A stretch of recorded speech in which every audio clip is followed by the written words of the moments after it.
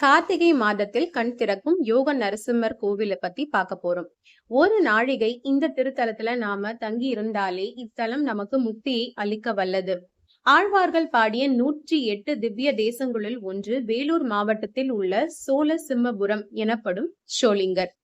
திருக்கடிகை என்ற திருப்பெயரில் இவ்வூரை ஆழ்வார்கள் பாடியுள்ளார்கள். கடிகை என்பது ஒரு நாழிகை பொழுதை குறிக்கும். ஒரு நாழிகை இந்த திருத்தலத்தில் தங்கி இருந்தாலே இத்தலம் முக்தியை அளிக்க வல்லது.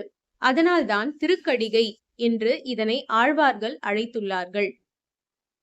நரசிம்ம அவதாரத்தை தரிசிக்க விரும்பிய சப்த ரிஷிகள் எனப்படும் 7 முனிவர்கள் சோளிங்கர் மலைக்கு மேல் நரசிம்மர் யோக நிலையில் தவம் புரிவதை அறிந்து கொண்டார்கள்.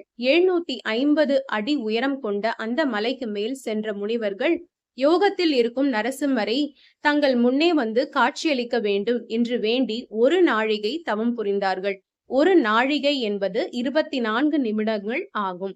அந்த 24 நிமிடங்கள் செய்த தவத்துக்காக விரைவில் மனம் உகந்து யோக நரசிம்ம பெருமாள் அவர்களுக்கு காட்சியளித்தார். அந்த யோக நரசிம்மரை அங்கேயே அவர்கள் பிரதிஷ்டை செய்தார்கள். மேலும் வசிஷ்டர் வாயால் பிரம்ம ரிஷி பட்டம் வாங்க விழைந்த விஸ்வாமித்ரர் இந்த சோளிங்கர் மலைக்கு மேல் 24 நிமிடங்கள் தவம் புரியவே வசிஷ்டர் அவரை தேடி வந்து பிரம்ம ரிஷி பட்டத்தை கொடுத்துவிட்டு சென்றார் என்றும் இவ்வூரின் தல வரலாறு சொல்கின்றது.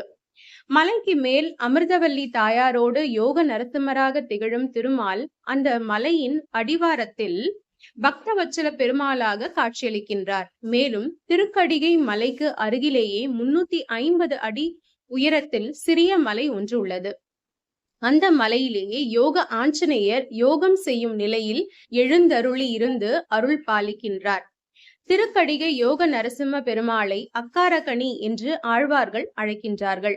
மிக்கானை மறையாய் விரிந்த விளக்கை என்னுள் புக்கானை புகழ் சேர் பொழிகின்ற பொன்மலையை தக்கானை கடிகை தடங்குன்றின் மிசை இருந்த அக்காரக்கணியை அடைந்து உய்ய போனேனே என்று பாடினார் திருமங்கை ஆழ்வார்.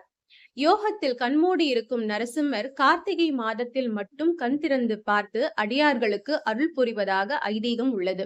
குறிப்பாக கார்த்திகை மாத ஞாயிற்றுக்கிழமைகளில் அந்த பெருமாளை தரிசிப்பது மிகவும் விசேஷமாகும். இறைவனின் திருமேனி அவயங்களுள் ஒரு போட்டி வந்ததாம். அவரது திருவடி என்னிடம்தான் பக்தர்கள் சரணாகதி செய்கிறார்கள், நான் தான் பெரியவன் என்றுதாம்.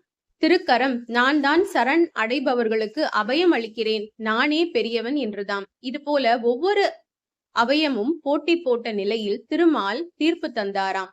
என் கண்கள் கடாட்சம் புரிவதால் தான் பக்தன் வந்து சரணாகதியே செய்கிறான், எனவே கண்ணே மற்ற அவயங்களை விட உயர்ந்தது என்று கூறினாராம்.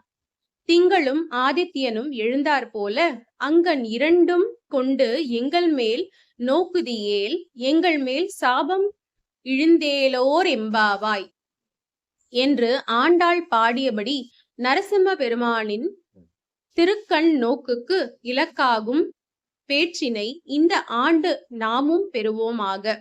ஸ்ரீ அமிர்தவல்லி சமேத நரசிம்ம சுவாமி திருவடிகளே சரணம். மீண்டும் ஒரு நல்ல பதிவுல நாம சந்திக்கலாம். நன்றி, வணக்கம்.